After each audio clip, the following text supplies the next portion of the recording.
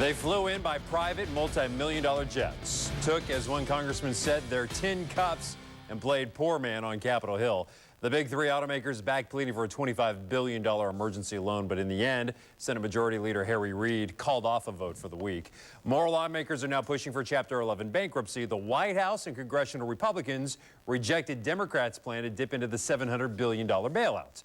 A bipartisan group from auto industry states now working to cut a deal on a scaled-down aid package. One of the more stunning developments out of the hearings, revelations the top three car maker executives went all AIG on us, still living in the lap of luxury despite holding out their hands for your cash.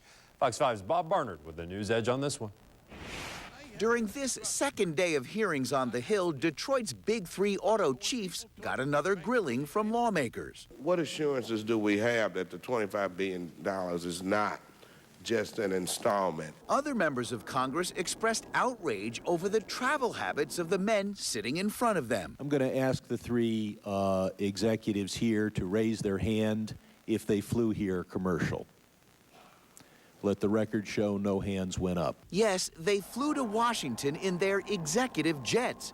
General Motors says it's been trimming its corporate fleet over the last couple of years, but says the company's board of directors requires CEO Rick Wagoner to travel in his own jet. It's almost like seeing a guy show up at the soup kitchen in high hat and tuxedo. Kind of makes you a little bit suspicious. Did the auto executives stay in expensive hotels and eat in fancy restaurants in Washington this week? They and their people are not saying. They got all the perks. They've got, what, $1 million perks when they retire, they life insurance when they retire, the bonuses when they retire. Let them give that up. When they give that up, then we'll give them some help. Still, some of you would like Congress to step in and rescue GM, Chrysler, and Ford. It's not a great thing that the company has to go to Washington looking for a handout, but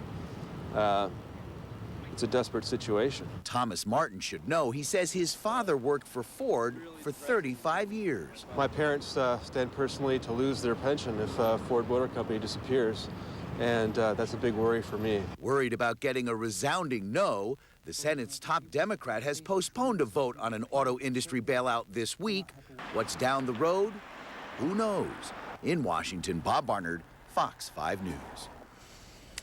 It's a talker. Stu Palka talking about the cold. I was out a little bit tonight. People were saying, oh, is it that cold? It didn't feel so terribly cold, but maybe it's just we're shocked to the system. Yeah, and it's not windy. I mean, you take these temperatures and factor in a 15 or 20 mile an hour wind, Brian, it's going to feel a lot worse, like it will tomorrow night, for example. We've got another kind of a windy system that's going to cross through late morning to early afternoon, and it's going to reinforce the chill into our Friday. But Thursday, really not too bad. And yes, if you're outside and you're not having to deal with a lot of wind, 29 degrees toward morning might not feel as bad as it did this morning. Some clouds are coming in overnight, and our wind direction is starting to shift and come in